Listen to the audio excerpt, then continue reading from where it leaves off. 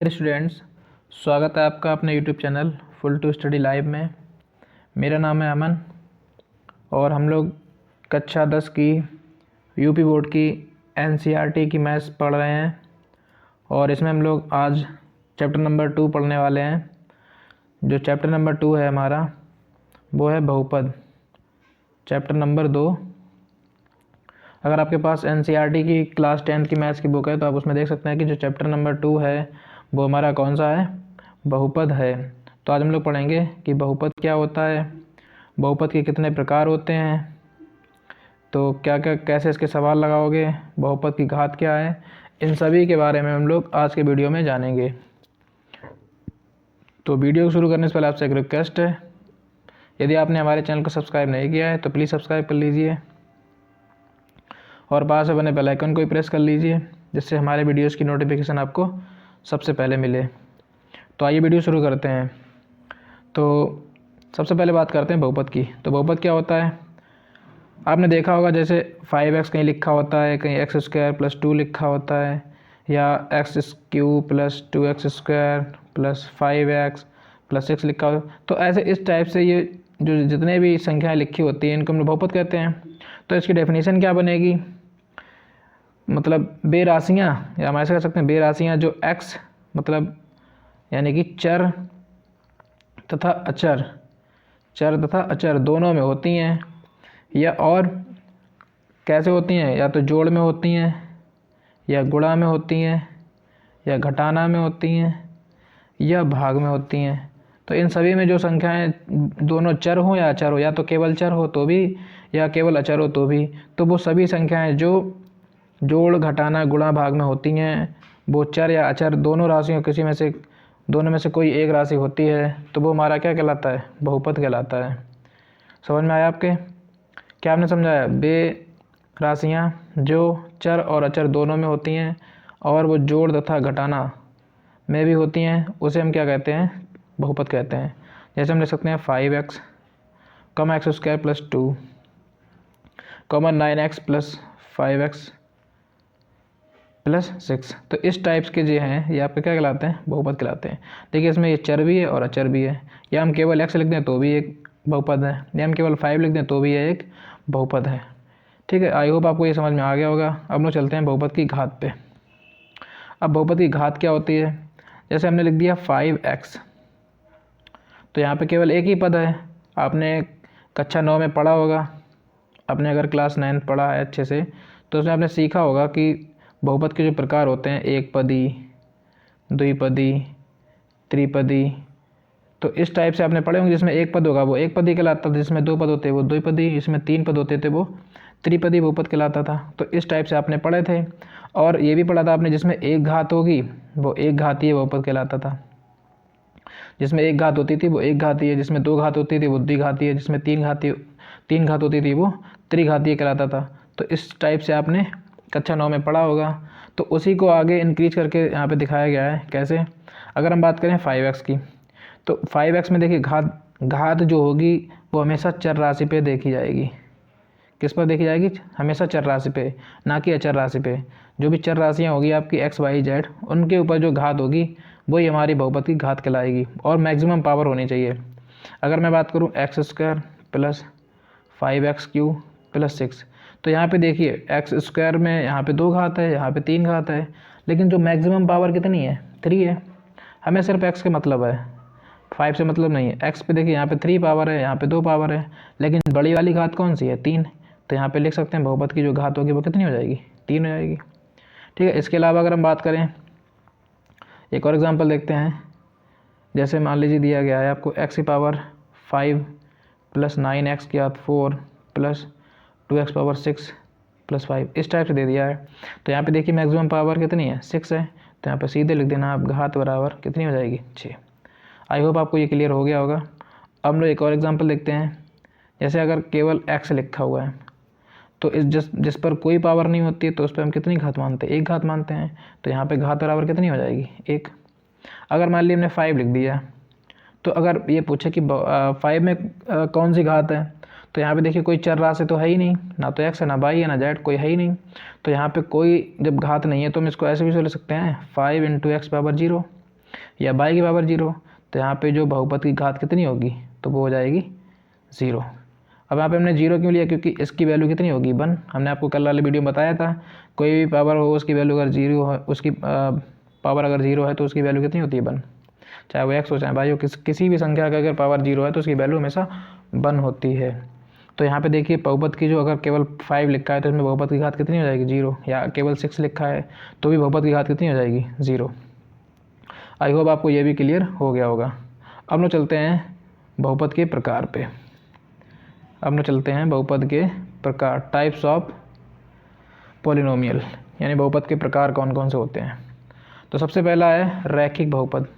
तो रैखिक से आप सभी परिचित हैं। रैखिक क्या होता है, जिसमें एक घात होती है वो रैखिक बहुपद होता है, और जिसमें 2 घात होगी वो द्विघाती है। तो सीधे मैं आपको एग्जांपल देके समझा रहा हूँ, डेफिनेशन नहीं याद करनी है, सिर्फ समझ लेना है।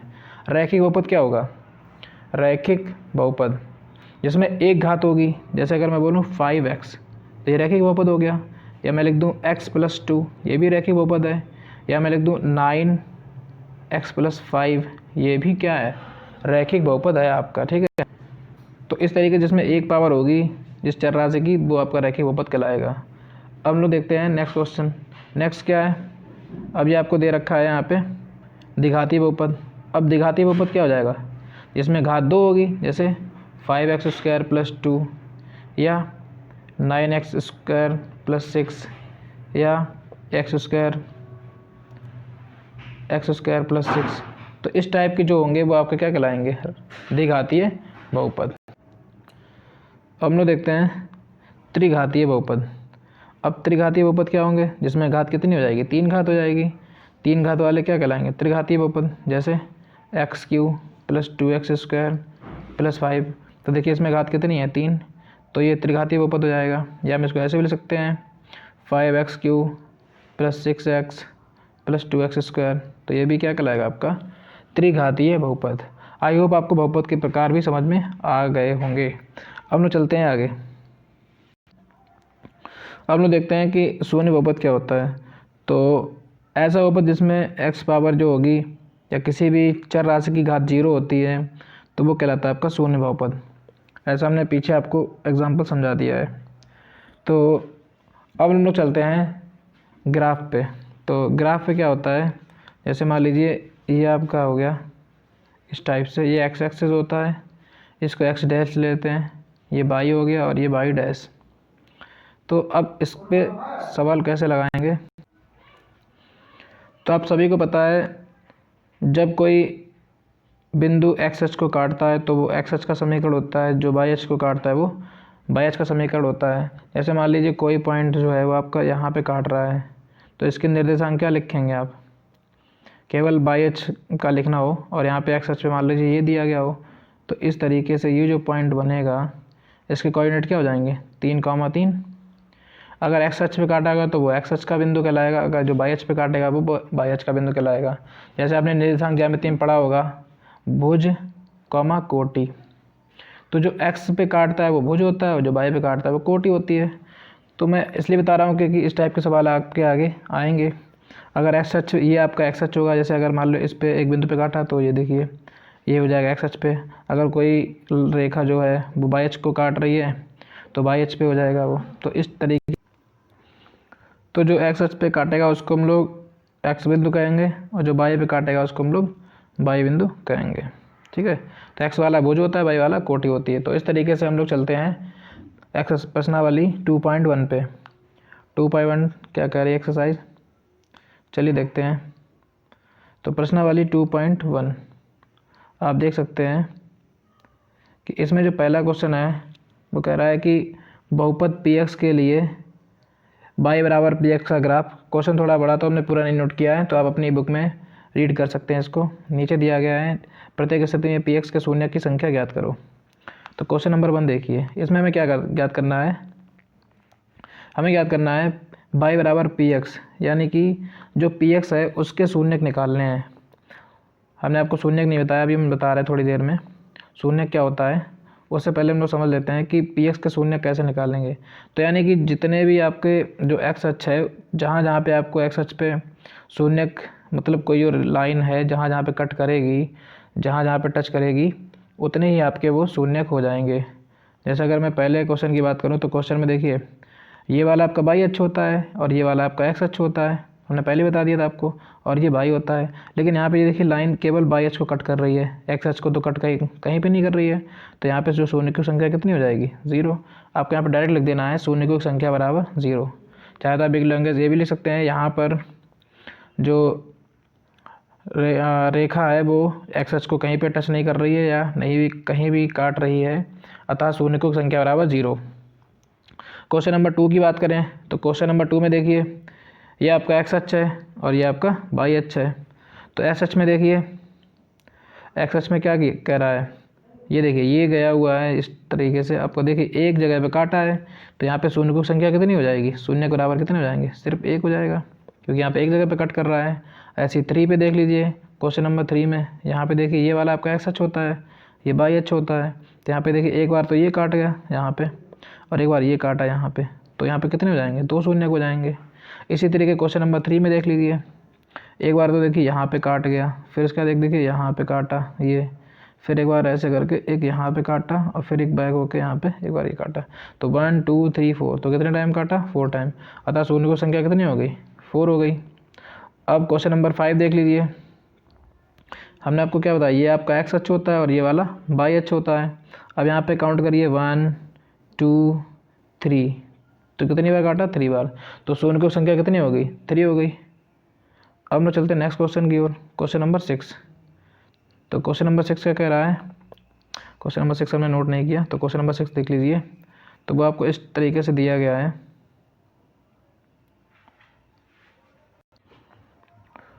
तो फ्रेंड्स एक थोड़ी सी मिस्टेक हो गई है, हमने इसमें थोड़ी नंबरिंग गलत कर दी, क्वेश्चन नंबर आगे पीछे हो गए, तो उसमें से क्वेश्चन नंबर 3 छूट गया था हमारा, वो हम लोग देख लीजिए। तो इसमें देखिए एक तो ये कट हो जाएगा एक्स अक्ष पे और ये तो बाई पे होगा, तो ये होगा नहीं, एक यहाँ पे हो जाएगा और एक यहाँ पे। तो इस तरीके जो हमारे शून्य की संख्या हो जाएगी वो कितनी हो जाएगी, 3 हो जाएगी। अच्छा पीछे के जो क्वेश्चन है उसको आप नंबरिंग दे दीजिए, ये वाला आपका 6 हो जाएगा नंबर, ये 6 नंबर हो जाएगा, और उसके बाद ये वाला आपका 5 हो जाएगा, 5 नंबर हो जाएगा, ठीक है। और ये वाला आपका कौन सा हो जाएगा, आप देख लेना थोड़ी सी मिस्टेक हुई है, ये वाला आपका 4 हो जाएगा, ये कौन सा हो जाएगा, 4 नंबर, बाकी सब सही है आपका। तो इस तरीके से हमने एक्सरसाइज 2.1 कंप्लीट कर ली है। अब लोग चलते हैं नेक्स्ट टॉपिक पे। नेक्स्ट टॉपिक क्या है हमारा, अब बात करते हैं हम लोग कि बहुपद के शून्यक और उसके गुणांकों में क्या संबंध होता है।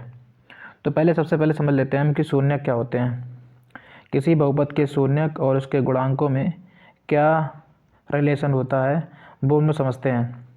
तो सबसे पहले देखते हैं शून्यक क्या होते हैं। जैसे अगर हम बात करें एक्स स्क्वायर माइनस 4, तो इसको हम ऐसे भी लिख सकते हैं एक्स की पावर 2 माइनस 2 की पावर 2। अब आपने एक फार्मूला पढ़ा था A square minus B square is equal to A plus B और ए माइनस बी। अगर आपको ये फार्मूला याद है तो आप वही वाला यहाँ पे लगा दीजिए, ए स्क्वायर माइनस बी स्क्वायर, एक बार दोनों को जोड़ दीजिए और एक बार दोनों को घटा दीजिए। तो इस तरीके से यहाँ पे देखिए 2 टर्म आए हैं हमारे पास, तो हम इस वाले टर्म को पहले ले लें। यदि x plus 2 is equal to 0 तो x is equal to minus 2, और हम लिख सकते हैं यदि x minus 2 is equal to 0 तो x बराबर 2। तो हम क्या कह सकते हैं, यानी कि जो भी आपका बहुपद होगा उसको हल करने पर, बहुपद को हल करने पर जो हमें मान प्राप्त होते हैं, जो हमें मान प्राप्त होते हैं, जो वैल्यूज़ मिलती हैं, उसको हम लोग क्या कहते हैं, शून्यक। या हम इसको ऐसे बोल सकते हैं समीकरण के हल को हम क्या कहते हैं, शून्य कहते हैं। अब शून्य कैसे निकालेंगे आप, जैसे अगर 2 घात की है तो उसके 2 शून्यक आएंगे। अगर वो 1 घात का समीकरण है या 1 घात का बहुपद है तो उसका सिर्फ 1 बहुपद आएगा। अगर वो 3 घात का है तो उसके 3 शून्यक आएंगे। अगर वो 4 घात का है तो उसके 4 शून्यक आएंगे। तो इस तरीके से जितने भी इसकी पावर होगी उतने ही उसके शून्यक आएंगे। तो आपकी बुक में हमें पावर 2 का दिखाया गया है, तो वही हम लोग सॉल्व करेंगे। तो हम क्या करेंगे, जैसे कि आपको दे रखा है, मान लीजिए कोई भी द्विघाती समीकरण ले लीजिए, मान लीजिए आपको दिया गया यहाँ पे x² प्लस 5x प्लस 6। ये देखिए ये भी बहुपदी है ना।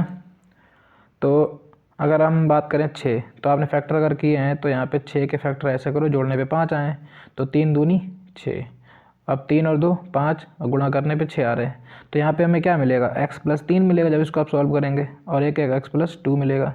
तो आप जब इसके बराबर 0 करेंगे तो यहाँ से x बराबर -3 मिल जाएगा, और यहाँ से जब इसको सॉल्व करेंगे तो x बराबर -2 मिल जाएगा। तो इस तरीके से देखिए यहाँ पे 2 घात है, तो यहाँ पे आपको 2 वैल्यूज़ मिली हैं। तो इसके शून्य कितने हो गए, 2। तो हमने आपको क्या बताया, जिसकी 2 घात होगी उसके 2, जिसकी 3 घात होगी उसको 3 बहुपद मिलेंगे। अब हम लोग बात करते हैं व्यापक द्विघात बहुपद का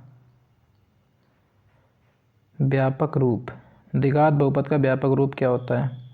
तो व्यापक रूप क्या होता है, ax² plus bx plus c बराबर 0। ये होता है द्विघात बहुपद का व्यापक रूप। a क्या होता है, a गुणांक होता है, b भी गुणांक होता है। a होता है यहाँ पे x² का गुणांक, और b होता है x का गुणांक, और c हमारा c तो मतलब c को अलग मान सकते हैं, कोई किसी का गुणांक नहीं होता है। अब हम बात करें गुणांक क्या होता है, जैसे हमने लिख दिया 5x² प्लस 2x। तो अगर मैं पूछूं यहाँ पे x का गुणांक कितना है, तो जितने में x का गुणा होगा वो x का गुणांक। अगर मैं पूछूं x² का गुणांक, तो जितने में x² का गुणा होगा वो x² का गुणांक। तो यहाँ पे x² का गुणांक 5 हो जाएगा और x का गुणांक 2 हो जाएगा। तो इस प्रकार से अब इसके फार्मूले देखते हैं। तो फार्मूले क्या है ज़रा समझना। अगर हमें यहाँ से शून्यों का योग निकालना है, शून्यकों का हम मान लेते हैं, पहले इसमें मान लीजिए यहाँ पे लिख दीजिए, माना समीकरण के 2 मूल अल्फ़ा तथा बीटा हैं। इसको हम लोग अल्फ़ा पढ़ते हैं और इसको हम लोग बीटा पढ़ते हैं। ये अल्फ़ा और ये बीटा, अल्फ़ा तथा बीटा हैं। तो यहाँ पे लिखना पड़ेगा हमें शून्यकों का योग, शून्यकों का योग, शून्यकों का योग, शून्यकों का योग मतलब अल्फ़ा प्लस बीटा। हमने एक अल्फ़ा माना था और एक बीटा, इनको जोड़ दिया, यही तो शून्यक है हमारे। शून्यकों का योग यानी कि दोनों को जोड़ दिया, तो ये होता है आपका -b/a। ये आपको फार्मूला याद रखना पड़ेगा, -b/a। और b क्या होता है हमने आपको बताया था, b होता है x का गुणांक, जिसमें x का गुणांक होगा वो b हो जाएगा आपका, और जिसमें x² का गुणांक होगा वो आपका a हो जाएगा। ऐसे ही अगर हम बोलें शून्यकों का गुणनफल, शून्यकों का गुणनफल, शून्यकों का गुणनफल, तो ये कैसे निकालेंगे, तो इसको आप कैसे लिखेंगे, alpha into beta, alpha into beta बराबर c/a। तो यहाँ पे फार्मूला क्या हो जाएगा, c/a। तो इस तरीके से आप आगे के जो सवाल हैं वो आप लगा सकते हैं। अब हम लोग एक एग्जांपल देखते हैं।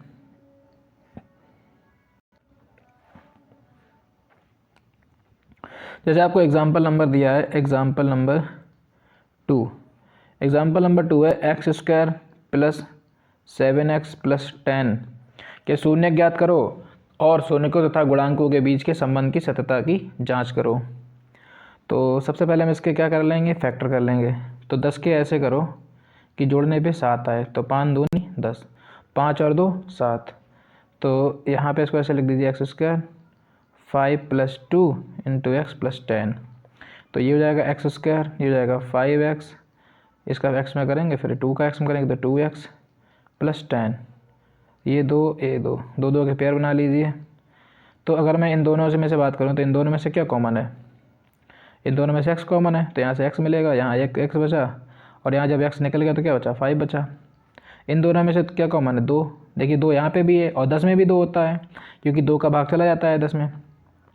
तो यहाँ कितना बचेगा, यहाँ बचा हमारा x और यहाँ बचा 2 पंजे 10। अब ये देखिए x + 5 दोनों में है, तो x + 5 यहाँ ले लीजिए और x + 2 यहाँ पे ले लीजिए। तो हम क्या करेंगे, यदि x + 5 = 0, तो x बराबर कितना आ जाएगा, -5। इसको आप लिख लीजिए अल्फ़ा बराबर आ गया आपका -5।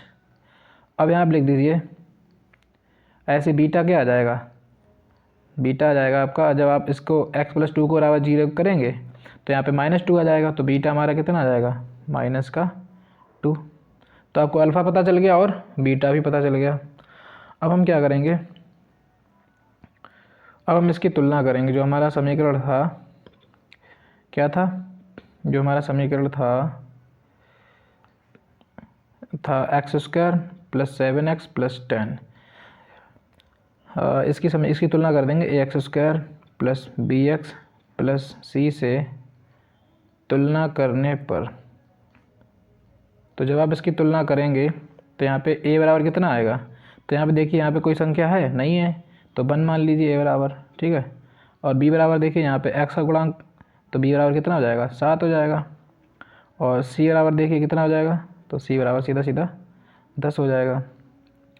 अब आपको पता होना चाहिए अल्फ़ा प्लस बीटा बराबर कितना होता है, अल्फ़ा प्लस बीटा बराबर -b/a। तो -b यानी कि अल्फ़ा प्लस बीटा = -b/a। अच्छा यहाँ पे एक चीज़ और कर सकते हैं आप, चाहे तो आप ऐसे लिख दीजिए सत्यता की जांच, यहाँ पे लिख दीजिए सत्यता की जांच। अच्छा, अल्फ़ा प्लस बीटा = -b/a, ठीक है। अब अल्फ़ा की वैल्यू कितनी आई थी, अल्फ़ा की वैल्यू आई थी -5, और बीटा की वैल्यू कितनी आई थी, बीटा की वैल्यू आई थी -2, ठीक है। और बी की वैल्यू आपने निकाली है, ऊपर कितनी निकाली, बी की वैल्यू 7 निकाली है, लेकिन यहाँ पे माइनस है तो माइनस का 7 हो जाएगा। और ए की वैल्यू कितनी है, 1 है, तो यहाँ पे ए की वैल्यू कितनी रख दी है, 1। इसको देखिए -5 हो जाएगा, और प्लस माइनस ये माइनस हो जाएगा, -2 बराबर -7/1। तो जब इसको ये भी माइनस का है, ये दोनों माइनस के हैं, तो ये दोनों ऐड होके कितने हो जाएंगे 7, और इधर 1/, चूँकि मतलब नहीं होता, 7 = 7 हो गया, ठीक है। इसी तरीके से हम लोग गुणा करके और दिखा देंगे इसकी अल्फ़ा × बीटा यानी गुणनफल। ऐसे लिख सकते हैं आप शून्यकों का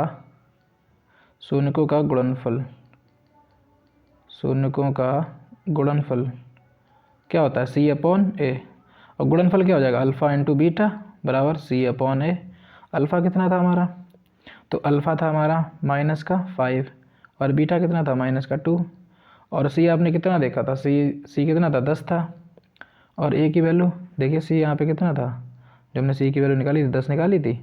और जो हमारा a था, a की वैल्यू कितनी थी, देखिए a की वैल्यू 1 है, तो बस यही पुट कर दीजिए यहाँ पे, तो c की वैल्यू 1 हो जाएगी। और ये माइनस से माइनस कट जाएगा, 5 दूनी 10, और इधर भी कितना है 10। तो ये हमारी देखिए सत्यता की जाँच हो गई। आई होप आपको ये समझ में आ गया होगा। हम लोग चलते हैं सीधे एक्सरसाइज पे। देखिए हम लोग आ चुके हैं एक्सरसाइज 2.2 पे। इसमें पहला क्वेश्चन कह रहा है कि निम्न द्विघात बहुपदों के शून्य ज्ञात कीजिए और शून्यकों तथा गुणांकों के बीच के संबंध की सत्यता की जांच कीजिए। तो इसमें आपको पहला क्वेश्चन गिवन है, पहला क्वेश्चन दे रहा है कि x² - 2x - 8। तो सबसे पहले हमें इसके फैक्टर करने हैं। तो 8 के ऐसे करो घटाने पर 2 आ जाएँ, तो 4 दूनी 8, 4 में से 2 जाएंगे 2 बचेंगे, और 4 का 2 में जब आप गुणा करेंगे तो 8 आएंगे। तो यहाँ पे लिख दीजिए 4 - 2 × x - 8। तो ये हो जाएगा x², और 4 का x में कर दीजिए 4x। अब देखिए ये माइनस और ये माइनस क्या हो जाएगा, प्लस, तो जाएगा 2 और ये x, और फिर माइनस का 8, 2 के पेयर बना लीजिए। अब इन दोनों में से देखिए क्या कॉमन है, यहाँ से x कॉमन है, तो यहाँ क्या बचेगा x माइनस का 4। अच्छा, इन दोनों में क्या कॉमन है, तो प्लस का 2 कॉमन है, तो यहाँ बचेगा x, और 2 चक्कू 8। अब इन दोनों में देखिए x - 4 कॉमन है, तो x - 4 यहाँ से ले लीजिए, यहाँ बचेगा x + 2। अब बराबर कर दीजिए, यहाँ पर लिख दीजिए यदि x - 4 बराबर 0, तो x बराबर कितना आ जाएगा 4। इसको आप अल्फ़ा लिख लीजिए, अल्फ़ा = 4। अब x + 2 को ले लीजिए, यदि x + 2 = 0, तो x बराबर कितना आ जाएगा -2। तो यहाँ पे इसको लिख लीजिए बीटा, तो बीटा बराबर कितना आ गया -2। अब इसमें लगाइए सत्यता की जांच। तो सत्यता की जांच कैसे करेंगे ज़रा समझना। पीछे आप लोग कर चुके, एक एग्जाम्पल हमने आपको समझाया था। तो यहाँ पे सबसे पहले तो जो आपकी इक्वेशन है उसको लिख लीजिए, समीकरण आपको जो दे रखा है 2x - 8। तो इसकी तुलना कर दीजिए किससे तुलना करेंगे, ax² + bx + c = 0 से तुलना करने पर, ठीक है, तुलना करने पर। तो आप इसकी तुलना कर दीजिए। तो यहाँ पे देखिए a की वैल्यू कितनी हो जाएगी, जब कुछ भी नहीं है तो 1 मान लेंगे, और b की वैल्यू कितनी हो जाएगी, देखिए यहाँ पे माइनस का लगा है 2 तो माइनस का 2 ले लीजिए, और c की वैल्यू ये देखिए माइनस का लगा है 8 तो माइनस का 8 लिख लीजिए। तो इस तरीके से आपको a b c की वैल्यू पता चल गई। अब हम क्या करेंगे, अब हम यहाँ पे लिख देंगे सत्यता की जांच। सत्यता की जांच क्या होता है, शून्यकों का योगफल। शून्यकों का योगफल क्या होता है, -b/a। इधर हमारे शून्य क्या होते हैं, अल्फ़ा प्लस बीटा, और ये आपको दे रखा है -b/a। अब अल्फ़ा कितना आया, अल्फ़ा आया 4, अल्फ़ा कितना आया था 4, तो यहाँ पे 4 रख दीजिए। और बीटा कितना आया था, तो बीटा देख लीजिए, बीटा की वैल्यू कितनी आई थी -2, तो बीटा की वैल्यू यहाँ पे लिख दीजिए -2। और b हमने कितना निकाला था, तो b देख लीजिए, जो b की वैल्यू हमने निकाली थी वो निकाली थी -2। तो यहाँ पे जो b है उसकी जगह रख दीजिए -2, और a की वैल्यू 1 निकाली थी, ये हो जाएगा 4, अब प्लस माइनस, ये प्लस और ये माइनस, तो ये हो जाएगा माइनस, और ये देखिए ये माइनस कट जाएगा तो कितना बचेगा 2, और इधर देखिए 4 में से 2 गया, कितना बचा 2, इधर भी 2, तो ये हमारा प्रूफ हो गया। अब हमें गुणनफल और निकालना है, तो यहाँ पे लिख दीजिए शून्यकों का गुणनफल। शून्यकों का गुणनफल, तो शून्यकों का गुणनफल क्या हो जाएगा, क्या होता है c/a, और इधर क्या हो जाएगा अल्फ़ा × बीटा = c/a। अल्फ़ा कितना निकाला था हमने, अल्फ़ा देखिए हमने कितना निकाला था, अल्फ़ा की वैल्यू निकाली थी 4, और बीटा -2, अल्फ़ा निकाला था 4 और बीटा निकाला था हमने -2, और c की वैल्यू कितनी थी, देख लीजिए c की वैल्यू कितनी थी, ऊपर c की वैल्यू थी -8, तो यहाँ पे c की वैल्यू कितनी रख देंगे -8, और a की वैल्यू आपको पता ही है 1 है, तो जाएगा 4 दूनी 8, और इधर भी -8। ये देखिए हमारा प्रूफ हो गया। अब हम चलते हैं क्वेश्चन नंबर 2 की तरफ। क्वेश्चन नंबर 2 है हमारा 4s² - 4s + 1। तो इसमें देखिए जब भी आपने फैक्टर वाले रूल्स पढ़े होंगे तो उसमें जो स्क्वायर वाला टर्म्स होता है या स्क्वायर वाला जो पद होता है उसका जो कोफिशिएंट होता है, जो गुणांक होता है, वो हमेशा 1 होना चाहिए। अगर 1 नहीं है इसके अलावा कोई संख्या है तो उस संख्या का पहले हम इधर जो सी संख्या होती है हमारी उसमें मल्टीप्लाई कर लेंगे, तो 4 बन जाए 4। तो हम यहाँ पे कितना मान के चलेंगे, 4 मान के चलेंगे। तो 4 के ऐसे करो, जोड़ने पर भी 4, ये वाला सिंबल जो होता है इसको देखते हैं, अगर यहाँ पे माइनस होता है तो घटाने पर आने चाहिए, अगर प्लस होता है तो जोड़ने पर आने चाहिए। तो हम इसको लेके चलेंगे, यहाँ पे देखिए प्लस है तो जोड़ने पे आएंगे, कितने आने चाहिए 4, तो 4 कैसे करो, जोड़ने पर 4 आए तो 2 दूनी 4, जब आप 2 को जोड़ोगे तो 4 ही आएगा। तो यहाँ पे लिख दीजिए, क्या लिख दीजिए यहाँ पे, इसको ऐसे लिख दीजिए 4s² माइनस, यहाँ पे 4 के क्या लिख दीजिए 2 + 2 × s + 1। ठीक है, अब ओपन कर दीजिए, तो 4s² - 2 का जब s में करोगे तो 2s, अब माइनस प्लस माइनस तो ये आएगा 2s + 1। 2 के पेयर बना लीजिए, इन दोनों में से क्या कॉमन आएगा, तो 2s कॉमन आ जाएगा, यहाँ बचेगा s - 1।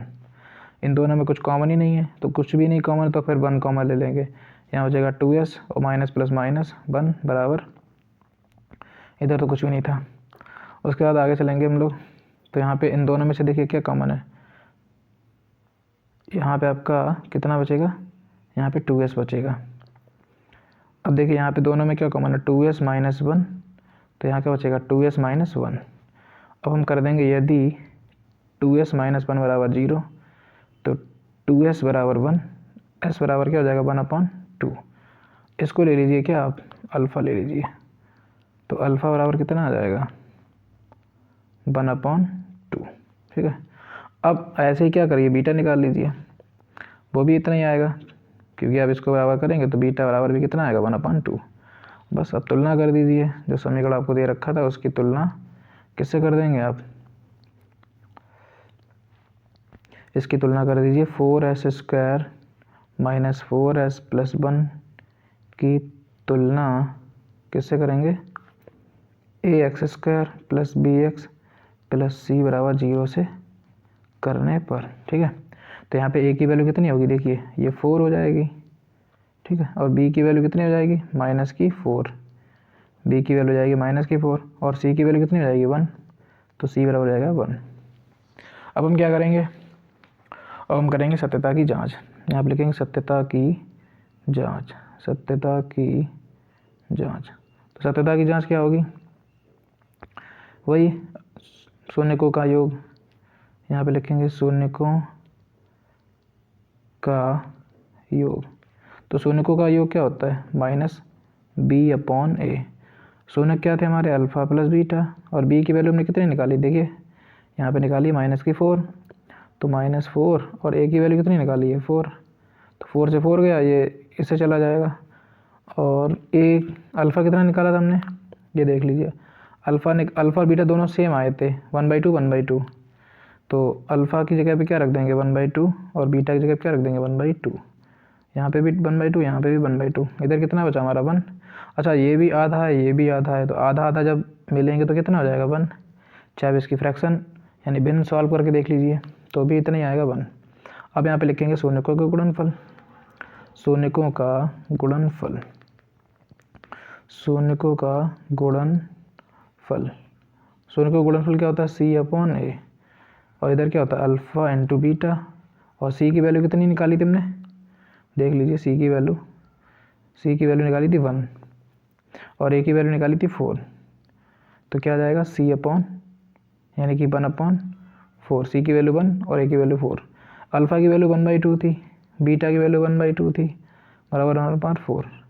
अच्छा, 1 का जब 1 में मल्टीप्लाई करेंगे, 1 का जब 1 में करेंगे तो 1 आएगा, और 2 का जब 2 में करेंगे तो 2 × 2 = 4, तो 1/4 बराबर 1/4। इस तरीके से क्वेश्चन नंबर 2 भी आपका कंप्लीट हो गया। अब हम चलते हैं क्वेश्चन नंबर 3 की ओर। क्वेश्चन नंबर 3 कह रहा है आपका 6x² - 3 - 7x। तो इसको पहले सीरियल से लगा लीजिए, इसको कर लीजिए 6x², तो x वाले जो पद है वो पहले लिख लीजिए 7x - 3। ठीक है, तो हमने आपको क्या बताया था, जो x² का गुणांक है वो हमेशा 1 होना चाहिए। तो यहाँ पे जो 6 है, तो 6 का इधर मल्टीप्लाई कर लीजिए 3 में, तो 6 × 3 = 18, 6 × 3 कितना हो जाएगा 18, तो 18 आपके पास है, यहाँ पे मान लीजिए 18 है, तो 18 कैसे करिए घटाने। अब देखिए यहाँ पे वाला चिन्ह देखेंगे, ये वाला चिन्ह किसका है, माइनस का है, तो माइनस का है, तो यहाँ पे जो फैक्टर करेंगे वो घटाने पे आने चाहिए। तो 9 दूनी 18, तो 9 में से 2 जाएंगे तो 7 आएंगे, तो हमारे जो फैक्टर बने क्या बने 9 - 2, 9 - 2, यहाँ पे हमारा कितना था -3, तो यहाँ पे रख देंगे हम 6x² माइनस, यहाँ पे लिखेंगे 9 - 2 × x - 3, ये हो जाएगा 6x²। अब 9 का x में करोगे तो 9x, अब देखिए माइनस माइनस क्या होगा प्लस, फिर 2 का x में करोगे तो 2x - 3। अब देखिए यहाँ पे 2 के टर्म बना लीजिए, यहाँ पे 2 पद है, यहाँ पे 2 पद, इन दोनों पदों में क्या कॉमन है, देखिए 3 का भाग इसमें भी चला जाएगा, 3 का भाग इसमें भी चला जाएगा, तो 3 × 9, 3 दूनी 6, तो एक तो 3 कॉमन आ जाएगा, और x यहाँ पे भी है, x यहाँ पे भी है, तो x यहाँ से कॉमन ले लीजिए, यहाँ बचेगा 3 दूनी 6 और 3 × 9। अब इन दोनों में कुछ कॉमन ही नहीं है, तो यहाँ से 1 कॉमन ले लीजिए, जब कुछ भी ना कॉमन मिले तो वहाँ से हम लोग 1 कॉमन ले लेंगे, यहाँ बचेगा 2x - 3। अब इन दोनों में क्या कॉमन है 2x - 3, तो यहाँ बचेगा 3x + 1। अब बराबर कर दीजिए, यदि 2x - 3 = 0, तो 2x बराबर कितना आएगा 3, x बराबर कितना आ जाएगा 3/2। ठीक है, अब दूसरा वाला कर देंगे बराबर, यदि इसको आप अल्फ़ा भी मान लीजिए, अगला है 3x + 1 = 0, तो 3x बराबर कितना आ जाएगा -1, x बराबर आ जाएगा -1/2, ये तुम्हारा बीटा हो जाएगा।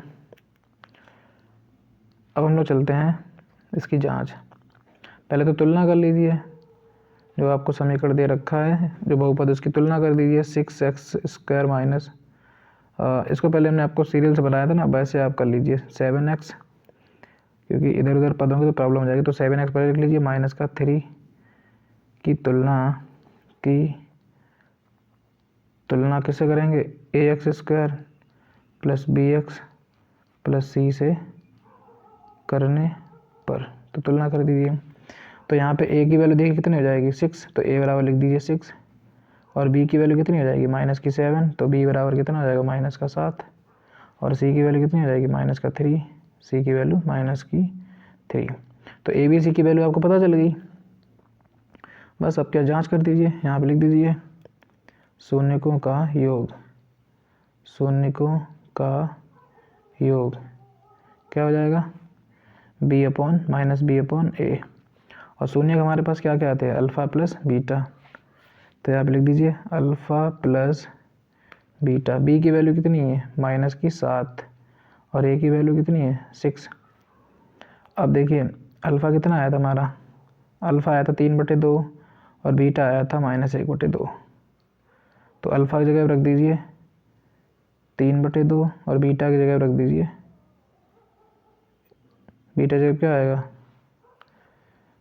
अल्फ़ा 3/2, बीटा है आपका -1/3 आएगा, सॉरी यहाँ पे कितना आएगा, 1/3, क्योंकि ये 3 नीचे आएगा तो 1/3 हो जाएगा।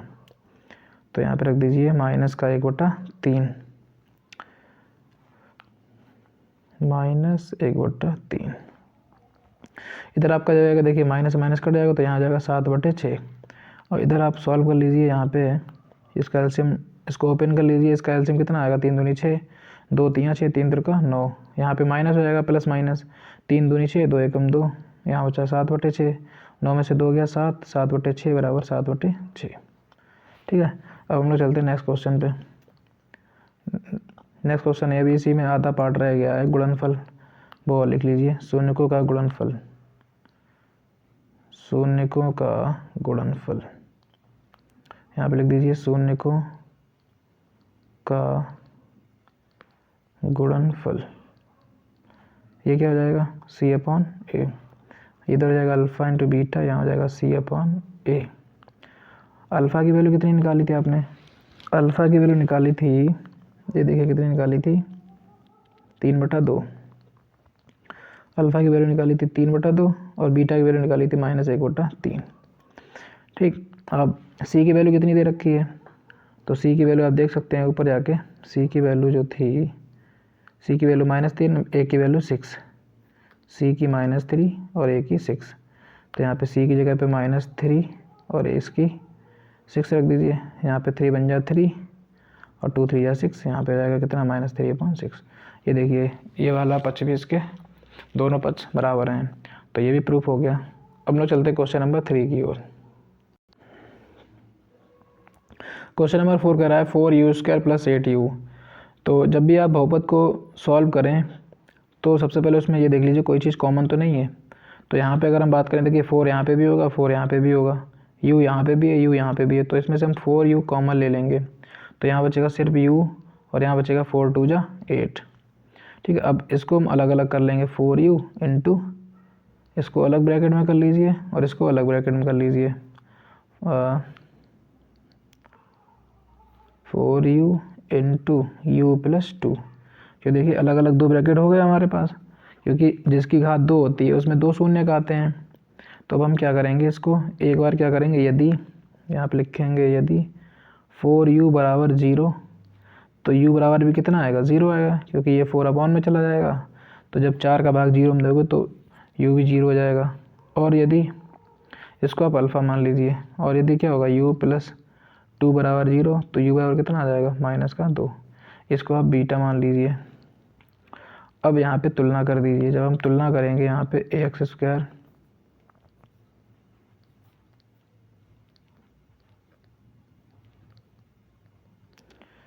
जब हम तुलना करेंगे जो हमारा समीकरण दे रखा था, आपको क्या दे रखा था बहुपद, 4u² + 8u की तुलना किससे करेंगे आप, ax² + bx + c से करने पर। तो अब यहाँ पे देखिए आप, a की वैल्यू कितनी हो जाएगी 4, तो a बराबर 4 लिख दीजिए। b की वैल्यू कितनी हो जाएगी 8, तो b बराबर कितना लिख दीजिए 8। यहाँ पे c की देखिए, c पे कुछ है ही नहीं, अचर पद कोई नहीं है, तो यहाँ पे c बराबर कितना लिख दीजिए 0 लिख दीजिए। तो जब भी कोई जो भी, जैसे c की वैल्यू यहाँ पे कुछ भी नहीं गिवन है, यहाँ पे कोई दिए नहीं गया, तो c की वैल्यू 0 मान लेंगे। अब हम क्या करेंगे, जांच कर देंगे, सत्यता की जांच, सत्यता की जांच। तो क्या होता है, शून्यकों का योग, शून्यकों का योगफल क्या होता है -b/a। तो योगफल क्या हो जाएगा अल्फ़ा प्लस बीटा। अब b की वैल्यू कितनी है, ऊपर देख लीजिए 8 है और a की वैल्यू 4, तो -8/4। अल्फ़ा की वैल्यू कितनी है, तो अल्फ़ा की वैल्यू देख लीजिए हमने क्या निकाली 0, और बीटा की -2।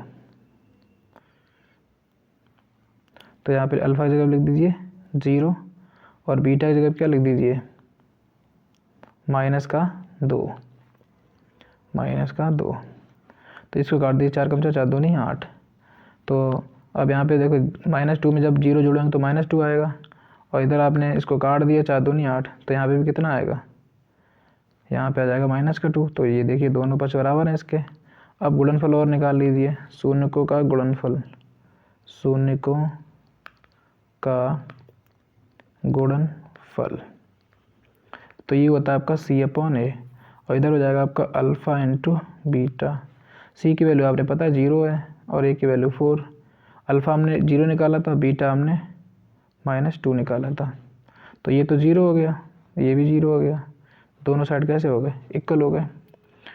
आई होप आपको ये समझ में आ गया होगा। तो फ्रेंड्स आज के वीडियो में बस इतना ही, वीडियो ज़्यादा लंबा हो रहा है। हम लोग बाकी का जो भी बचा हुआ है, जो बचे हुए क्वेश्चन है वो हम लोग नेक्स्ट वीडियो में पढ़ेंगे। तो आज की वीडियो बताइए कमेंट करके आपको कैसा लगा। आपको जो क्वेश्चन समझ में नहीं आया वो कमेंट करना आप, वो हम दोबारा बता देंगे आपको। और जो भी आपको कोई प्रॉब्लम हो वो भी आप कमेंट में बता दिया करिए, क्योंकि इस तरीके की हम सारे वीडियो आपको देते रहेंगे, पूरी मैथ्स ख़त्म कराएंगे। इसके अलावा धीरे धीरे इंग्लिश साइंस वो भी इंक्लूड करेंगे इसी के साथ। तो फ्रेंड्स आज के वीडियो में बस इतना ही, मिलते हैं एक और नए वीडियो में। Thanks for watching this video, और चैनल को ज़रूर सब्सक्राइब कर लेना। और अगर आपके दोस्त भी 10th में ही हैं तो उनको भी शेयर कर देना। ठीक है, बाय।